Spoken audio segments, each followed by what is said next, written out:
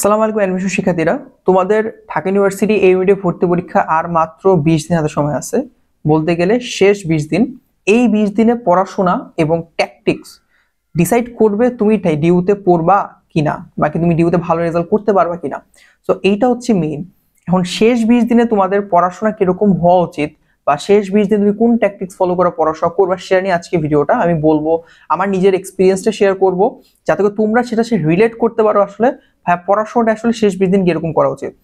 First of all আমি যদি আমার নিজের কথাটা বলি, আমার নিজের অ্যাডমিশনের কথা যদি বলি, আমি ঢাকা ইউনিভার্সিটি ভর্তি পরীক্ষার শেষ 20 দিন, আমাদের ছিল 1 অক্টোবর পরীক্ষা ছিল 2021-এ 1 অক্টোবর পরীক্ষা ছিল। সো আমাদের ভর্তি পরীক্ষার ঠিক মানে অ্যাডমিশনের 20 দিন আগে আমি আসলে যে বিশেষ 20 দিন ছিল তখন আমি দেখলাম, আমি ফার্স্ট টাইম নিজেকে নিয়ে সাথে বসছি যে আমি আসলে ডিউতে যেহেতু পরীক্ষা দিব, আমাদের ডিউর ভর্তি পরীক্ষা 20 দিন আছে, সো আমি কিভাবে পড়াশোনা করা উচিত। আমি দেখলাম আমি ফিজিক্স, কেমিস্ট্রি, ম্যাথ এই তিনটা আল্লাহর রহমতে ভালো করে পারি নাকি বায়োলজি কিচ্ছু পারি না। কিচ্ছু মানে কিচ্ছু না, মানে লাইক আমি পুরো অ্যাডমিশন সিজনে বায়োলজি বলতে গেলে পড়িই নেই। আমার কলেজে বায়োলজি অবস্থা খুব একটা ভালো ছিল না, তবে বায়োলজি আমি অ্যাডমিশনও বাদ দিচ্ছি কারণ আমি ইঞ্জিনিয়ারিং প্রিপারেশন নিচ্ছিলাম যেহেতু। সো বায়োলজি তার মানে কি এখন আমাকে বায়োলজি পড়তে হবে। এখন কথা হইতে পারে ভাই আপনি বায়োলজি কেন অ্যান্সার করছিলেন, আপনি তো বাংলা অ্যান্সার করতে পারতেন বা ইংলিশ অ্যান্সার করতে পারতেন, বাট আপনি বায়োলজি কেন অ্যান্সার করছিলেন। এখন আমার বায়োলজি অ্যান্সার করার একটা মেইন রিজন ছিল আমি চাচ্ছিলাম না ডিউতে কোনো সাবজেক্ট আমি মিস করি। লাইক বায়োলজি রিলেটেড ধরো জেনেটিক ইঞ্জিনিয়ারিং আছে, বায়োকেমিস্ট্রি, মলিকুলার বায়োলজি আছে, তারপর ধরো মাইক্রোবায়োলজি আছে, বোটানি আছে, জুলজি আছে। এখন আমি দেখতেছিলাম যদি আমি বায়োলজি বাদ দিই তাহলে আমার বায়োলজি রিলেটেড সাবজেক্টগুলো আমি বাদ যাচ্ছে। এখন বায়োলজি রিলেটেড অনেকগুলো সাবজেক্ট আছে, লাইক 8, 10, 12টা ফার্মাসি আছে, সেগুলো বাদ যাচ্ছে। সো এইগুলো আসলে বাদ যেহেতু না যায়, কারণ আমি তো তখনও আসলে শিওর ছিলাম না, কারণ আমাদের তখন অনেক দিন পর ডিউর এক্সামটা হচ্ছিল, 3-4 মাস পর, মার্চ এপ্রিলের পর, যেহেতু করোনার সময় ছিল, মার্চ এপ্রিলের পর আর কি যে এক্সামটা হয়েছে। সো তখন আসলে বুঝতেছিলাম না যে বায়োলজি যদি বাদ দিই, এই 10-15টা সাবজেক্ট যদি আমি না পাই তাহলে আসলে মানে একটা পিছায় পড়ার চান্স থাকে যে আমি জানি না আসলে আমার পজিশন কোথায় যাবে। ঠিক আছে, সো সেটার জন্য আমি বায়োলজিটা পড়াশোনা করছি। এখন বায়োলজি আমি উইক ছিলাম, প্রচন্ড লেভেলে উইক ছিলাম, আমি শেষ বিদিন শুধু বায়োলজি পড়াশোনা করছি, কারণ physics, chemistry, math just revise দিয়ে গেছি, ফর্মুলাগুলা কোন টাইপের এমসিকিউ গুলো আসে কোশ্চেন ব্যাংক থেকে, আর জাস্ট বায়োলজি খেলে পড়াশোনা করছি। তারপরও ভাইয়া বায়োলজিতে খারাপ করছে, মানে মেইন এক্সামে ভাইয়া বায়োলজিতে সবচেয়ে বেশি খারাপ করছে। আসলে বায়োলজি যদি আমি লাইক বায়োলজি পাইছিলাম কত আমার মনে আছে 12.25 25-এ। সো এটা সবচেয়ে খারাপ নাম্বার, কারণ বাকি প্রত্যেকটা সাবজেক্ট ফিজিক্স, কেমিস্ট্রি, ম্যাথ প্রত্যেকটা আমি 21 করে পাইছি, জাস্ট এইটাই পাইছিলাম হলো 25-এ 12.25। এখন এটা যদি আমি 15 পাইতাম তাহলে আমার পজিশন আরো অনেক আগে চলে আসতো। যদিও আমি যে সাবজেক্টে পড়াশোনা করছি সেখানে আসলে বায়োলজি লাগেই না, ইঞ্জিনিয়ারিং ফ্যাকাল্টিতে পড়াশোনা করতেছি, অ্যাপ্লাইড কেমিস্ট্রি, কেমিক্যাল ইঞ্জিনিয়ারিং, এখানে আসলে বায়োলজি লাগেই না। তো তারপরও আমি বায়োলজি অ্যান্সার করছি, আমি চাচ্ছিলাম না কোনো সাবজেক্ট মিস করতে। কিন্তু এখন আচ্ছা 2025-এ এসে তোমাদের সাথে সিনারিও কি সেম? না ভাইয়া, তোমাদের সিনিয়রও কিন্তু সেম না। এই আমার এক্সপিরিয়েন্স থেকে, মানে আমার অ্যাডমিশন জার্নিতে তুমি দুইটা জিনিস নিতে পারো। এক, তোমার যদি বায়োলজি রিলেটেড সাবজেক্টে পড়ার ইচ্ছা থাকে বা তুমি ছাড়তে চাচ্ছ না কোনোভাবেই, তাহলে তুমি বায়োলজি পড়তে পারো। আর যদি তোমার যদি এরকম হয় যে তুমি কোনো সাবজেক্ট ভালো করে পারতেছো না এবং সেটা তোমার ফোর্থ সাবজেক্ট, সাপোজ আমার ফোর্থ সাবজেক্ট বায়োলজি ছিল, এখন তোমার ফোর্থ সাবজেক্ট হচ্ছে বায়োলজি এবং বায়োলজি তুমি কিচ্ছু পারো না, হইতে পারে ভাই আমি বায়োলজি ভালো করে পারি না, কারণ আমি পড়লেও হয়তো কভার আপ হবে, বাট এটা কোনো গ্যারান্টি নেই আমি পরীক্ষা ভালো করতে পারবো কিনা। এটা তোমার আমি যদি বলি তাহলে আমি বলবো তুমি বাংলার অ্যাটেম্প নিতে পারো। আসলে শেষ 20 দিনে কোনো কিছু চেঞ্জ করা উচিত না আমি মনে করি। তারপরও যদি এই শেষ 20 দিনে যদি মনে হয় বায়োলজির অবস্থা খুবই খারাপ, যদি তোমার বায়োলজি ফোর্থ সাবজেক্ট হয়, খুবই খারাপ হয়, তাহলে তুমি অ্যাটেম্প নিতে পারো। যে বাংলা কিন্তু মোটামুটি ইজি, বাংলা 9-10-এ যে গ্রামার ব্যাকরণ বইটা আছে, সাথে হচ্ছে তোমার এবার 11-12-এ যে মেইন বইটা একটু ভালো করে পড়লে, এমসিকিউ প্রিভিয়াস এর প্রশ্ন সলভ করলে বাংলাটা কভার করে যায় খুব দ্রুত, সহজ, মানে 8-10 দিনে করা যায়। আমার ডিপার্টমেন্টের আমার ফ্রেন্ড এটা করছে, 10 দিন সে বাংলা কভার করে সে আমার ডিপার্টমেন্ট সে পড়তেছে, ভালো নাম্বার তুলছে সে। আরেকটা ব্যাপার, যদি তোমার কোনো এই সময়ে শেষ 20 দিনে এসে দেখো তোমার কোনো মেইন সাবজেক্টের সমস্যা আছে, সাপোজ ফিজিক্স, কেমিস্ট্রি অথবা ম্যাথ, এই তিনটা তোমার মেইন সাবজেক্ট, অথবা বায়োলজি তোমার মেইন সাবজেক্ট, যে কোনো একটা তোমার খুব ভালো সমস্যা আছে, তুমি স্টিল ভালো করে পারো না, তোমার কাজ হচ্ছে সেই 20 দিন সেই সাবজেক্টটার জন্য সবটুকু দিয়ে ফোকাস করা, সবটুকু মানে লাইক তোমার আগে কোশ্চেন ব্যাংক অ্যানালাইসিস করা, টাইপ অ্যানালাইসিস করা, যে আমার এই মানে এই বই থেকে, এই সাবজেক্ট থেকে কোন টাইপের প্রশ্নগুলো আসতেছে, বা আমি যে চ্যাপ্টারগুলো পাই না, ফিজিক্সে ধরো তুমি নিউটনের বলবিদ্যা পারো না, তারপর তুমি ধরো যে সার্কিট ভালো করে পারো না, তুমি ধরো যে ওইদিকে চ্যাপ্টার 8 ধরো যে পর্যাবৃত্ত ধর্ম ভালো করে পারো না, তোমাকে এই 3টা 4টা তুমি 4টা 5টা চ্যাপ্টার সিলেক্ট করলে, আগে সিলেক্ট করতে হবে যে কি কি তুমি পারো না, দেন ওই চ্যাপ্টার গুলা থেকে তোমার যে যে টাইপের প্রশ্ন প্রিভিয়াস ইয়ারে আসছে, সেটা ফর্মুলা, সেই ফর্মুলা ইউনিট, সেই ফর্মুলাগুলো কার সাথে সমানুপাতিক ব্যস্তানুপাতিক এই জিনিসগুলা, এবং সাথে করে তোমার হলো প্রিভিয়াস এর যে প্রশ্নগুলো আসছে সেই প্রশ্নগুলোকে ভালো করে মানে বারবার সলভ করা। এইভাবে তুমি মানে শর্টলি এই চ্যাপ্টার গুলা সলভ করতে পারবা বা শেষ করতে পারবা, বা ওই সাবজেক্টটা তুমি ভালো করে পড়তে পারবা। এখন আসলে ডিটেলস পড়ার সময় নেই, মেইন বুক পড়ার সময় শেষ। মেইন বুক পড়ার সময় শেষ, মেইন বুক থেকে রিটেনের জন্য হয়তো কিছু জিনিস তুমি দেখতে পারো, ম্যাথস গুলো দেখতে পারো, বাট ফুললি মেইন বুক পড়ার সময় তোমার হাতে এখন আর নাই। তো তোমাকে মানে তুমি জিনিসটা বুঝো, তুমি যদি মেইন সাবজেক্টের সমস্যা থাকো তোমাকে সেটা সলভ করতেই হবে। আর ফোর্থ সাবজেক্ট হিসেবে তোমার যে বায়োলজি সমস্যা থাকে অথবা ম্যাথের সমস্যা থাকে, দেন তুমি বাংলা অথবা ইংলিশ যে কোনো একটার সাথে অল্টার করতে পারো। বাট এখন দুইটা সাবজেক্ট নিয়ে দৌড়ানোর সময় তোমার হাতে নেই, 20 দিন হাতে সময় আছে, মানে হচ্ছে তুমি একটা সাবজেক্ট নিয়ে ফুল স্পেসে দৌড়াতে পারবা। বাকি দুইটা সাবজেক্ট যদি তোমার ভালো থাকে, 3টা সাবজেক্ট যদি তোমার মোটামুটি ভালো থাকে, একটা সাবজেক্ট যদি সমস্যা থাকে, যেটা যদি মেইন সাবজেক্ট হয় অবশ্যই দৌড়াইতে হবে। আর যদি সেটা ফোর্থ সাবজেক্ট হয় তাহলে আমি বলবো তুমি সেটাকে যে কোনো, যদি ওইটা নিয়ে দৌড়াইতে পারো, অথবা তুমি সেটাকে ধরো যে বাংলা অথবা ইংলিশ তো অল্টার করে ফেলো, কারণ মোটামুটি ওইগুলো আসলে যেই ফোর্ট দিয়ে ওইটার মধ্যে সেম এফোর্ট এখানে দিয়ে তোমার মনে আউটপুট বেশি আসবে। কারণ আমার এক্সপিরিয়েন্সে দেখছি, আমি আসলে বায়োলজি খুব মানে ওই সময় পড়াশোনা করেও, আমি লাস্ট ঢাকা ইউনিভার্সিটির জন্য পড়াশোনা করছি, এবার পড়াশোনা করি নাই বায়োলজিটা। তো আমার বাকি যে অ্যাডমিশন গুলো আমার বায়োলজি ছিল, সেখানেও বায়োলজি অনেক আমি সাফার করছি আসলে, লাইক কৃষি কুচ্ছে সাফার করছি, অন্যান্য জায়গায় মানে বায়োলজি আমি অ্যান্সার করতে পারিনি। বাট এটা আসলে ম্যাটার করে না, এটা আমার কাছে ম্যাটার করে নাই। কেন ম্যাটার করে না? আমি বাকি 3টায় মোটামুটি আল্লাহর মধ্যে ভালো ছিলাম, যার কারণে ওই 3টা আমাকে ভালো পজিশন নিয়ে আসছে অ্যাডমিশন গুলাতে। তো তোমার ফিক্স রাখতে হবে যে তোমার মোটামুটি 3 সাবজেক্ট তোমার খুব ভালো পজিশনে আছে। যদি কোনো মেইন সাবজেক্ট সমস্যা থাকে then go to the main subject, আর যদি ফোর্থ সাবজেক্ট সমস্যা থাকে সেটা ইংলিশ অথবা বাংলাদেশে অল্টার করে ফেলো। 2 নাম্বার কাজ, তোমার কাজ হয় বেশি বেশি করে ভাই এক্সাম দেওয়া।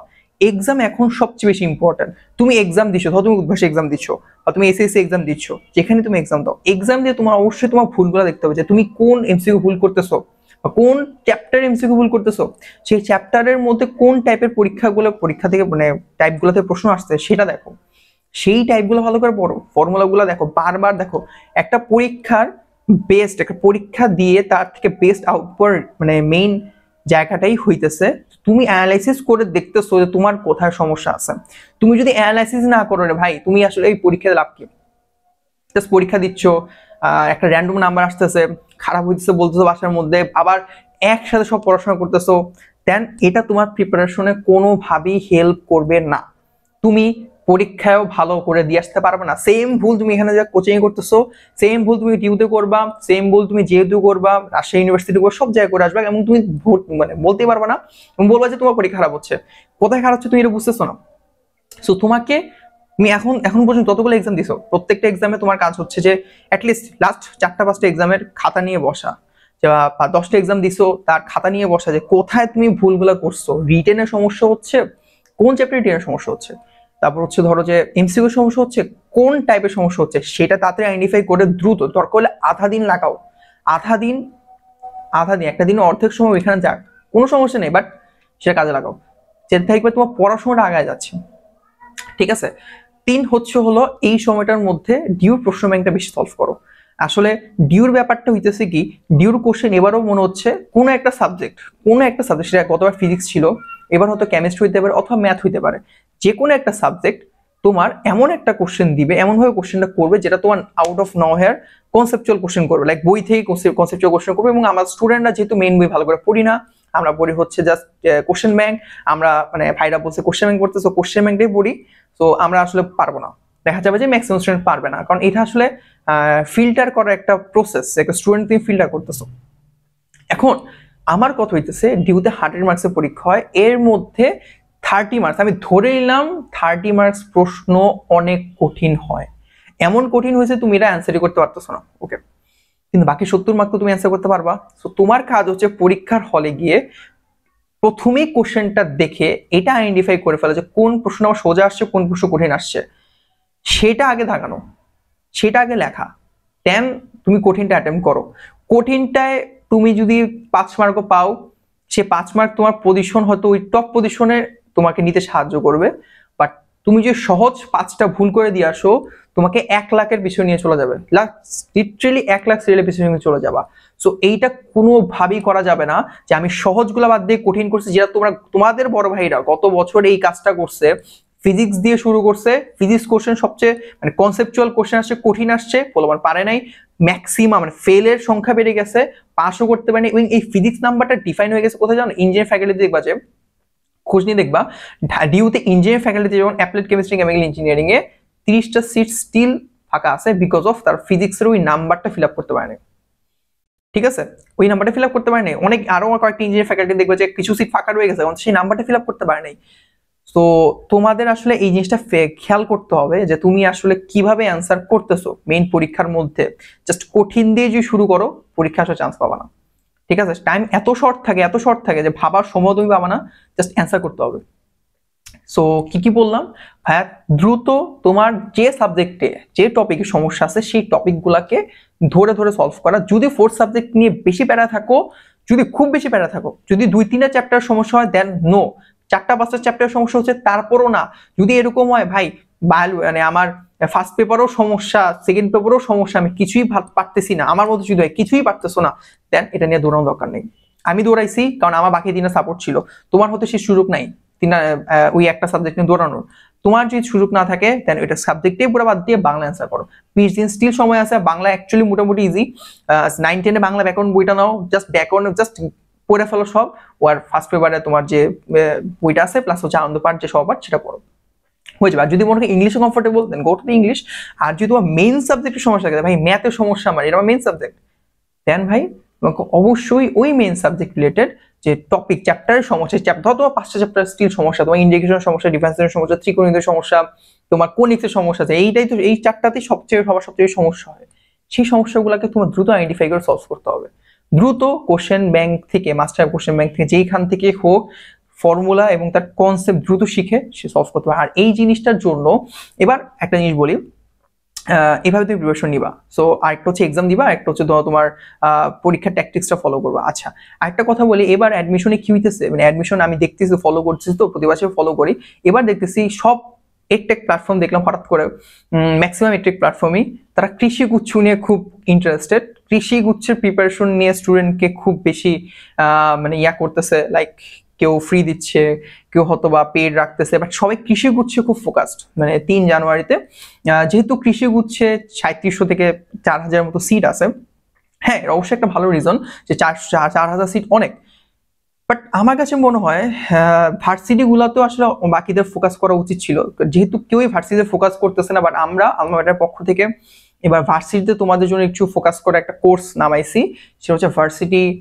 ভার্সিটি ক ফাইনাল স্প্রিন্ট, যেখানে আমরা ডিইউ, জেইউ, আরইউ, সিইউ এবং জিএসটি এই পাঁচটা ইউনিভার্সিটি, মানে গুচ্ছ তো গুচ্ছ আছে 4টা ইউনিভার্সিটি প্লাস হচ্ছে গুচ্ছ, অলসো জগন্নাথ ইউনিভার্সিটি, 5টা ইউনিভার্সিটির সাথে গুচ্ছ, এইগুলার বেসিসে তোমরা যাতে ভালো একটা প্রিপারেশন নিতে পারো, এর জন্য এই কোর্সটা নাম হচ্ছে ফাইনাল স্প্রিন্ট। এই কোর্সটা যেখানে তোমাদেরকে আমরা টপ 100 সাবজেক্ট ওয়াইজ টপ 100 টপিক্সের বেসিক টু প্রো তোমাদের কনসেপ্ট এবং এমসিকিউ গুলো ভালো করে পড়াবো, যেটা পরীক্ষার মধ্যে বেশি আসছে যে টপিক্স গুলা থেকে এমসিকিউ গুলো, সেগুলো খুব ভালো করে পড়াই দিব, যাতে করে তোমার ওই টপিক্সে, এবং এমনভাবে পড়াবো যে তোমার ফর্মুলা যত তুমি ওই টাইপটা সলভ করার জন্য যে ফর্মুলা লাগে, তারপর ধরো যে থিওরি দরকার হয়, সবকিছু ধরাই দিব, যাতে করে ওই টাইপের যে কোনো প্রশ্ন তোমার যদি আসে পরীক্ষার মধ্যে, তুমি যাতে এটা সলভ করে দিয়ে আসতে পারো। কোশ্চেন কমন লাগবে না, নো নিড টু কোশ্চেন একদম কমন পড়তে হবে, কিন্তু কোশ্চেন যে ওই টাইপের মধ্যে যদি পড়ে যায়, ওই টাইপটা তুমি সলভ করতে পারো, সেভাবে পড়াবো। সাথে তোমাদের এক্সামস থাকবে, তোমাদের ডিউ এই এক্সাম ব্যাচ, তোমার যেহেতু 20 তারিখ পরীক্ষা, আমাদের ডিউ এক্সাম ব্যাচটা ফুললি তোমাদের জন্য থাকতেছে এখানে, যে এখানে তুমি ফুললি ডিউর জন্য একটা এক্সাম প্রিপারেশন নিতে পারো, সাথে করে অন্যান্য ইউনিভার্সিটি যখন পরীক্ষাগুলো আসবে সেগুলো ফাইনাল মডেল টেস্ট তোমরা দিতে পারবা আসলে আমাদের প্ল্যাটফর্মে। ঠিক আছে, এছাড়া আমি যদি বলি, তোমাদের আমরা কোশ্চেন অ্যানালাইসিস করে যে সাজেশনসটা দরকার, সেই সাজেশনসটা তোমাদের আমরা দিব, যে কি কি টপিকস পড়বা। অলসো রিটেনের জন্য এমসিকিউ দুইটার জন্যই থাকবে, এবং তোমাদের জন্য আমরা আসলে ভার্সিটি প্রিভিয়াস এর যে প্রশ্নগুলো আছে, যে প্রশ্নগুলো এবং বেশিবার আসছে, মানে আসার চান্স বেশি, শুধু সব প্রশ্ন সলভ করে ব্যাপারটা তো কাজে দিবে না, বাট যে প্রশ্নগুলো বিগত বছরগুলোতে আসছে এবং এবারও আসার চান্স আছে, সেই প্রশ্নগুলো আমরা সিলেক্ট করে তোমাদের দিব, যাতে তোমরা ওই ভার্সিটি রিলেটেড একটা ধাঁচ, প্লাস হচ্ছে যে কিভাবে পরীক্ষাগুলো নেওয়া হয়, ওই ভার্সিটিতে কি কি প্রশ্ন আসে সেটা তুমি ভালো করে জানতে পারো এবং ভালো একটা পরীক্ষা দিতে পারো, যেটা আমাদের মেন লক্ষ্য। তোমাদেরকে ভার্সিটি অ্যাডমিশনের জন্য 5টা ইউনিভার্সিটি এবং জিএসটির জন্য একদম সম্পূর্ণ প্রস্তুত করা। এতে করে কি হবে, তুমি যে কোনো ভার্সিটি যে পরীক্ষা দিয়ে যাবা, তুমি একটা ভালো একটা পরীক্ষা দিয়ে আসতে পারবা এবং ভালো করতে পারবা। এটা হচ্ছে আমাদের টার্গেট। ওকে, তো তোমরা যদি কেউ এনরোল করতে চাও, অবশ্যই ভাইয়াদের কমেন্ট বক্সে ডিসক্রিপশন এবং কমেন্টস দুইটা জায়গায় আর কি কোর্স ডিটেলস দেওয়া থাকবে। সো জাস্ট যুক্ত হয়ে যাও। আমরা বলবো যে এটা একটা বেস্ট কিছু হয়ে যেতেছে, মানে আমরা সর্বোচ্চটুকু চেষ্টা করবো তোমাদেরকে মানে সেরা যে সার্ভিসটা সেটা দেওয়ার জন্য, যাতে করে তোমরা অ্যাডমিশন পরে বলতে পারো ভাইয়া যে হ্যাঁ অ্যাটলিস্ট আমরা আলমারা থেকে ভার্সিটি অ্যাডমিশনের জন্য যে কোর্সটা আমরা কিনছিলাম বা এনরোল করছিলাম, সেটা আসলে আমাদের জন্য সার্থক হয়েছে। এটা যে তোমরা বলতে পারো সেরকম ভাবে আমরা কাজ করব। আর কোর্স ফি নিয়ে আসলে ডিটেলসে বলা সবকিছু একদম সবকিছু বাবা তোমরা। সো এই হচ্ছে ব্যাপার। খুব ভালো করে পড়াশোনা করো, খুব ভালো একটা প্রস্তুতি নাও, ইনশাআল্লাহ ভালো কিছু করবা। ধন্যবাদ।